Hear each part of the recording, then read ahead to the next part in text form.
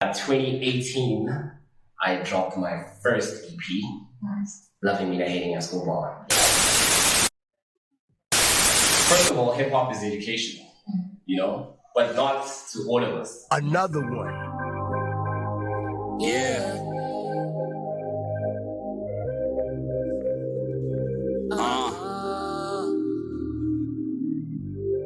Getting high, watching time fly. Getting high, watching time fly. Well, first of all, mundial, for impilo. I put my faith on me and him, I see your impilo. I declare prosperity to Amajino. We gon' ride till the wheels fall off. As penny moya, shovel off, as woman up. So push a dot, minus water. Reaping from Eden, the fruit of our labor. Graduated from the school of hard knocks with honors, examinations on comments, kept being proper and harder. And this is what it results to. 10 toes, we won't fall soon. Pure hearts and strong beats like they made from Pro Tools. In tune with the soul too. Cosmetic energy flowing through. Asnabang Sandu. My peace comes first, that's why I'm minding my business and got the glow too. Got lyrics to go to. At descending from a tribe called Quest, I'm a midnight marauder. Victories reserved to those willing to pay the price. And we gon' fight till the last beat like King was life. Black multiplies, it's a shame they can't wipe us out. And then we find a black leader selling our for a price in exchange of human lives. 5 billion DX at the mouth to keep a close open when it expands. It starts moving shy. Watch, forget, double crossing, just lose it fast. News can be deceiving when they speak poison. Forever impervious, made to be glorious. Black is the godliest. Forever impervious, meant to be glorious. Black is the godliest.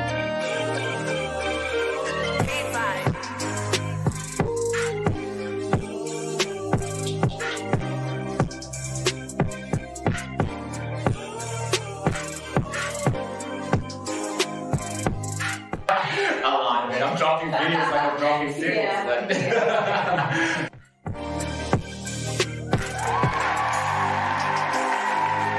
What's up, y'all? We're back. It's episode 6, season 2 of BARCODE2430.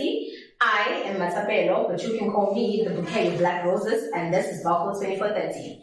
Today, I'm very excited about this one. I have with me Mina Escobar. Holla. What's up? What's happening? I'm great. How you doing? I'm well, thank you. Well, I can see you're doing good. You're glowing. Thank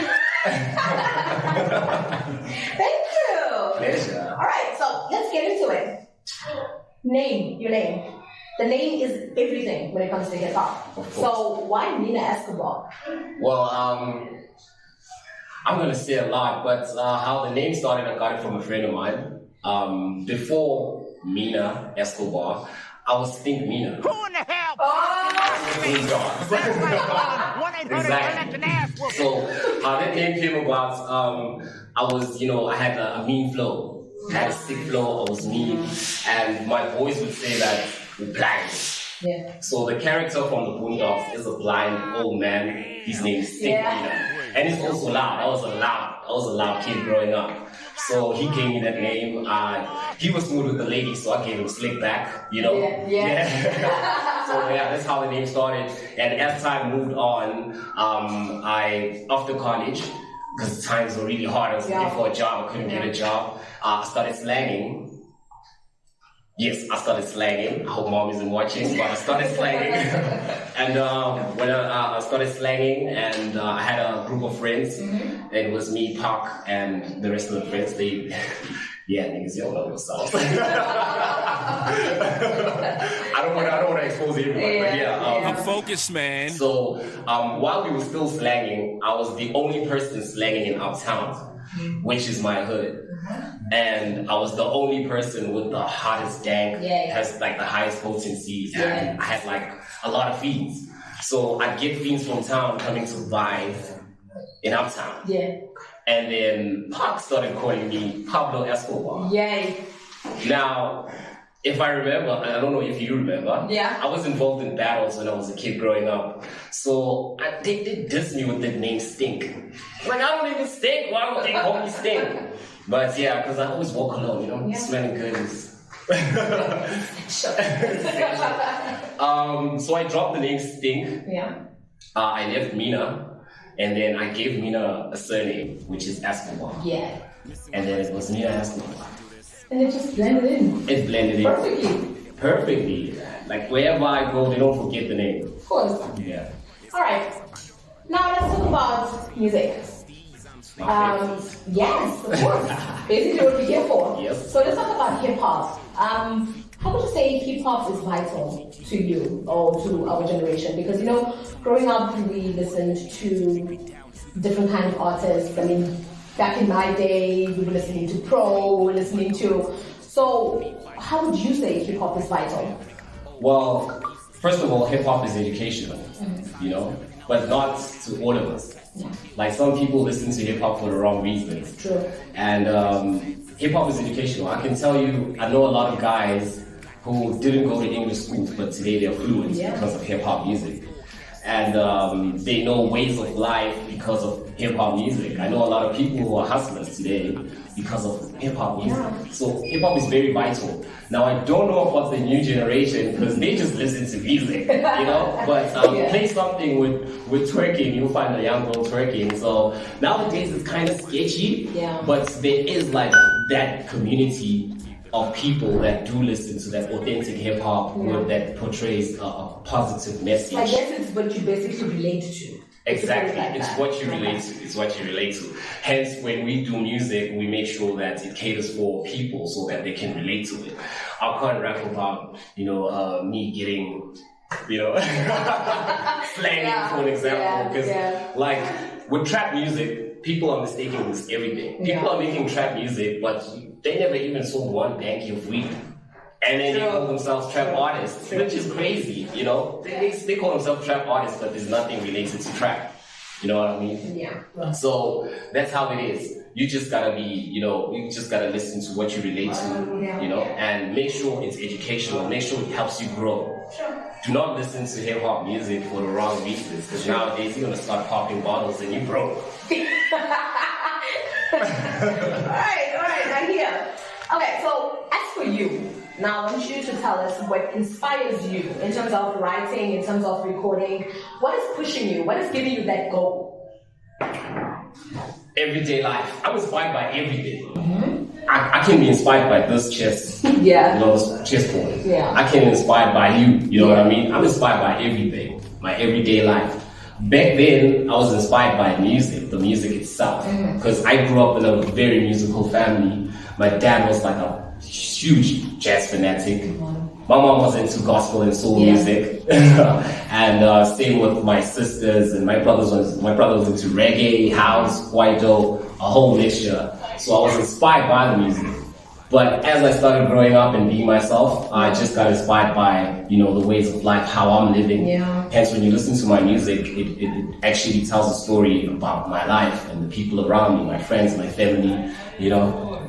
Nice. Hell yeah. Alright, so tell us about Ghost Town. Ghost Town, GT.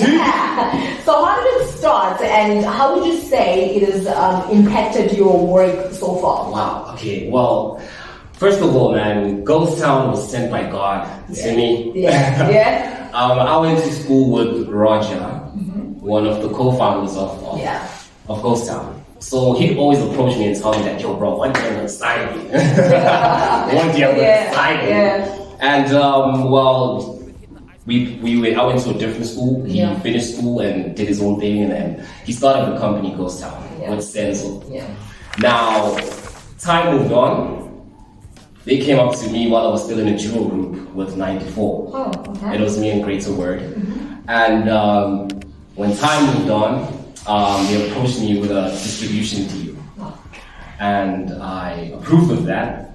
And when they did distribute our music, we were all over the country, you know, doing everything. And 2017-18, I moved to another town away from home. And fortunately enough, I met Senzo, and we both like resided in one, you know, building. We were both staying in one house, in the same house. So while we there, we're busy talking about our problems and the issues we are facing, you know. And he decided, no, bro, why don't you join us? You know, why don't we make something solid and be together? I'm like, yeah, why not? You know, Why not? because I'm not doing anything, so let's do this. So that's when it started. 2018, when I dropped my my EP, my first solo EP, Loving Me, Hating Escobar. That's when, yes, it was dropped under Ghost Town, and from there on, we took it to the next level. Ghost Town has impacted me a lot. Like, I've been to places thanks to Ghost Town. I've learned a lot thanks to Ghost Town. I'm still learning a lot, and we're a family, you know. When I'm with Senzo, it doesn't feel like I'm with my exec. You know, it doesn't feel like I'm with my manager. It's like I'm with my brother. I know it's a cliche, but it's that's what everyone says. But it's like I'm with my brother, because it doesn't just end with music and the business. It's more than that, you know. It's personal. It gets too personal when we're together. He's more like a brother. Shout out to Senzo. That's my boy. All right. So, interestingly enough, you were talking about what you have done so far. Can you just give us a glimpse? What have you done in the past? Do you have any projects working on at the moment? Okay. I'll start back then. Or do you want a solo or with everything? Every project? We want everything. Even the old school. We want everything. Awesome. I started recording in 2011 with Dwayne Slickback. We had a duo group called Legal Inc. We did a Strictly Business mixtape. Well, social media wasn't big back then. True. But we did have our music on SoundCloud. It was already there. Nice. We did have music on YouTube. We did have music on Audio Mac. You know, the platforms that are big today. We dropped Strictly Business on those platforms. We also dropped what is it? Sin City. Sin City. Some of the songs also produced by me. So that's when I started learning being that producer. Not learning, but I was already, you know, confident with my producing. We dropped Sin City. That's in 2012. 2013 I didn't drop anything until 2014 when I joined Greater Word to create 94. Nice. Now when we did 94, I had solo projects. I had Get 'Em High, which was big in town. Now I performed the song, people would sing along, which is, I won't forget those moments. But I did Get 'Em High, and then we joined forces. We did 94, we created 94 together. When 94 started out, we created singles, we dropped singles until 2015. That's when we dropped our mixtape, Forge Ahead, Dreams Do Come True, which is also produced by both me and Greater Word. Exceptional work. I love it till today, man. It's that's my masterpiece. That's my masterpiece. And we had to split, and 2018 I dropped my first EP. Nice. Loving Me, Hating Escobar. That's a body of work that I have, a solo body of work that I have. And since then, I've just been promoting the tape, and I've been dropping singles, I've been dropping videos. I mean, a lot of videos. A lot, man. I'm dropping videos like I'm dropping singles. Speaking about videos, can we talk about Woo? Oh, yeah. Can we talk about Woo? Yeah, we can talk about it. So, what's the inspiration for the song and the dope video? Well, like I told you, I'm inspired by everyday life. I'm inspired by everything. You know, when I did Woo, I was listening to the beat. My producer Sean sent me the beat, and while I'm listening to this beat, I was like, ooh, you know, ooh, that's how the hook came up. That's basically how the hook came up. You know, and I freestyled the hook in my head, because during that period of in time, I was going through. I felt very volatile. I had a very hostile personality, you know, and in my head I just freestyle the hook, all this fear, gonna put them online, you know, I ain't scared, shoot you on sight. Well, yeah, it's true, I had I still have it.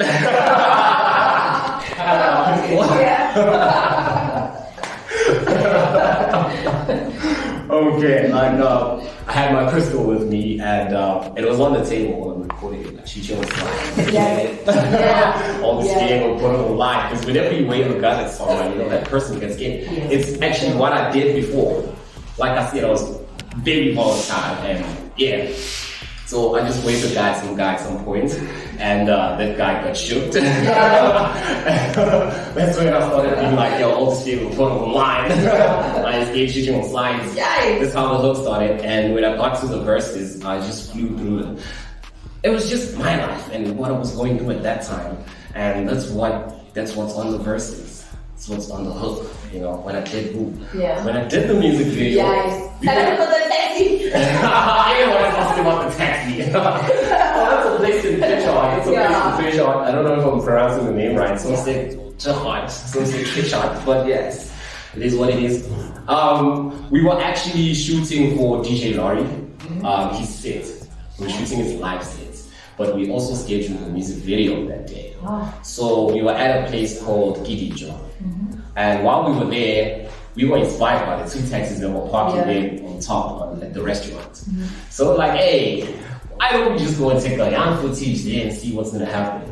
So yeah, took that footage, and the beautiful Maou was performing there, and I asked her to be on the video as well. She came through. The weather was like really overcast, and it was drizzling. So we had to park under a shaded place.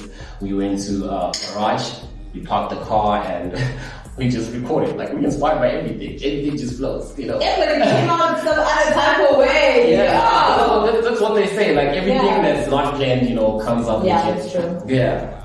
Alright, so what are you busy with? Is there anything that we should look out for? Any promotional work, any performances? Singles.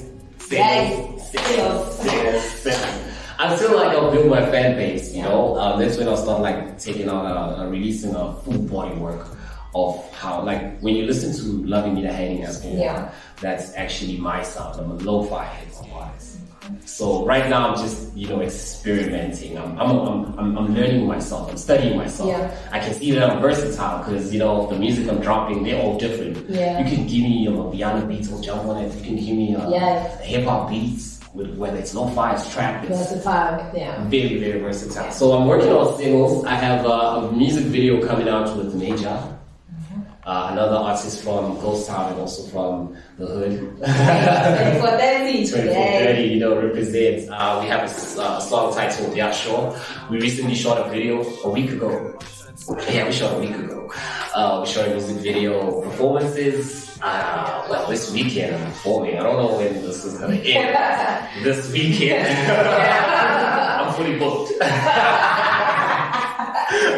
I'll be in Joburg, I'll be in Emba, also be here in Stanison. Alright. Yeah. And I'm ready, I'm excited. Should be. Yeah, I gotta get home, you never leave it at home, cause you never really know when the oxy might fall. Strapped up 9K with an air hole. Lost a lot of niggas, RIP my boy, so living every day reckless, nothing like salsa. Mina, Escobar. Tell us, why and how did you get into hip hop? When did you start exactly? Well, I have a cousin. He's still alive, he's still very much alive. I have a cousin. Well, he used to stay at home. And during his homeworks, he'd write on his journal, he'd write raps. And he was a Stanison primary student, so they had journals. I don't know, who was a Stanison primary student? They had journals where they had to write. So he used to write raps, and he'd rap for me. And I'd ask him, bro, like, how do you do this, you know? And he didn't want to tell me. Because, I don't know, it felt wrong somehow, because, you know, rap back then, it was the 50 cents, the little Chris move. You know, and I was very young, I was a kid. Until he left, I was like, how am I going to remember this guy? Oh yeah, he used to write music. He used to write raps. And then I started writing raps, and my late brother was a crazy rap hip-hop fan. He was a poet as well. So I always like listening to him doing his poetry at school, like everywhere where he is, and he listened to hip-hop music, the Tupacs, the B.I.G. I got inspired by them, like right there and then. And I was a B.I.G. fan, he was a Tupac fan, so we always clash, you know? I want to play, you know, Sky's the Limit. You're like, no, they don't want to play Hit 'em Up. This when the inspiration came from. I started writing my own music in grade 4. Now, when I started writing, it was scrambles, it wasn't something legit. a friend of mine started rapping, and I was like, hey man, I can do this too. I rap too. And then we joined forces. I started rapping then and there, and that's where the inspiration came from. That's when I started, but I wasn't taking it seriously at that time until before I finished primary. There was just these guys who were battling at school, just randomly battling. And one of them was like a Bujanyana, and I was like, no worries, okay, Bujanyana. I went there, I dropped my 16, and then people were like, oh, this is really good. You were there as well. I was there. you were hyping me up. I was hyping you up, like, I got your back. I did those battles. Yeah. That's when it started. I didn't stop till then. I left that school. I went to a different school, and when I got to the school, I thought I would find a lot of rappers. I met Charlie, and Charlie. I went to Charlie because Charlie was hip hop. He was baggy, So I went to Charlie. And I'm like, bro, do you rap? It's like, no, I don't rap. Nigga, I need people who can rap so I can battle, I want to battle. I grew up in the era of battle rap. Yeah, at that time it was still like a major thing. Yeah. Like that's where you get your street cred, Exactly. He was like, I know someone who can rap. Like who? He's like, Wendy. I'm in the same class with that nigga. It's like, yeah, he can rap. I'm like, okay. So I walk in class, science class. Now the teacher is busy speaking Afrikaans. I never knew Afrikaans back then. I was new. I was from an English school. So I'm coming back and she's like busy with Afrikaans. I'm taking out my rhyme book. I'm like, bro, I heard you rap. I want to battle break time. I'm showing him my rap. Showing him my raps. The nigga's like, no. Not me, the older one. I was like, oh, okay. So I went to the older one, did it. And the older one, wasn't into raps. He wasn't into battles. He was into making the music. And since that day, when I joined him, I also came to him. I was like, bro, I want to battle. Here's my rap. Gentlemen. So you were just ready for battle? I was just ready. And he was like, nah, bro, I don't do that. I make music, so we can create legal ink, and we can start making music. So since then till today, I haven't stopped. Shout out to him, he just boosted my confidence, he boosted my career, he boosted everything. Shout out to him, That's how it started. That's where I got the inspiration from the family. The inspiration just comes from the family. So basically you're just surrounded. I was surrounded. My older brother would play like the Dr. Dre's on our way to church, 2001. It's a very volatile music, and now you go to church and you listen to those skits. You get to church, you're looking at the pastor like with your pants sagging. That's how everything started, and that's how everything is still going. Okay, but then what hip hop? There's a lot of things you could have done. You could have played sports, you could have been an athlete, you're a good looking guy, you could have went for modeling. So why hip hop? Well, like I said, my late brother was a crazy hip hop fan. He was poetic, so he inspired me. The way he expressed himself. I felt like I can also express myself like that. I never had a diary growing up. I'd always steal my sister's diary and just stand in the corner and laugh. But I decided, I'm gonna get myself a rhyme book, and I started writing rhymes. I was inspired by rap music. I was just surrounded by that. Like everywhere I go, I hear rap music. They were throwing house parties in Uptown, and you just hear hip hop music, and Kwaito. And Kwaito is almost similar to rap, so that's why.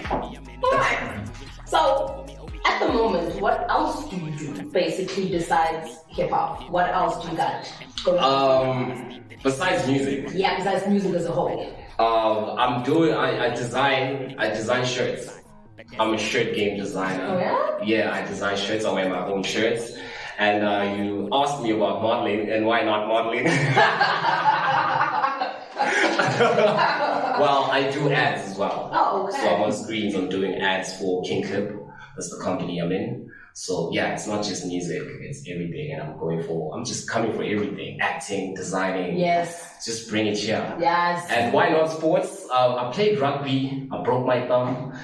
Came home and mom was like, I'm not going to play around with your kid. I was like, yes! I hate it. But I did play soccer. I have 2 caps from Uptown FC. Yay. 2 caps. Yes. So at least something. So yeah, I do play soccer a bit, but I'm not active. Okay. When I was supposed to be active, I was busy with girls, growing up. So. Yay! Yeah. Yay! That's it. That's why. But I do love sports. I love basketball. I love soccer. I'm good on the fingers though. We can challenge. We can challenge. Beat you. We can bring anyone and beat them. I'm really good. I'm good at NBA though. I'm perfect at NBA. But soccer, I have one person who beats me, and that's my nephew. Yeah. Yeah, but the others not.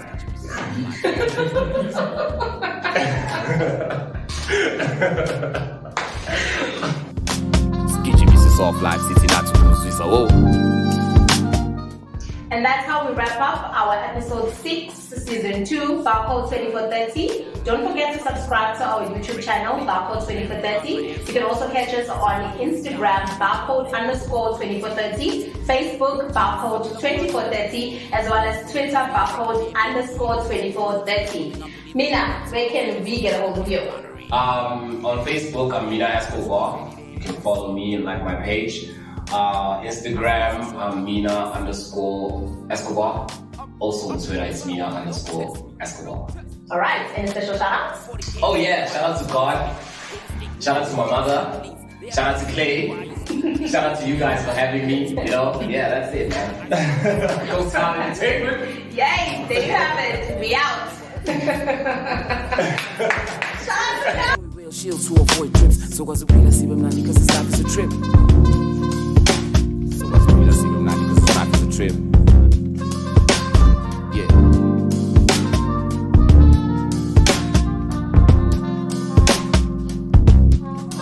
That's why I'm doing what I can just to shine this. For I'm in my soul once because I miss. Watch out for the stakes, but some companies. They plan the envy joke as a Libanese. On the road of war, we will drop it like a kid. Drop it like a stolen car if they like police. Call me double clash, I pop the zone. Missus kitchen, missus off life, sitting at school, Swiss. Oh.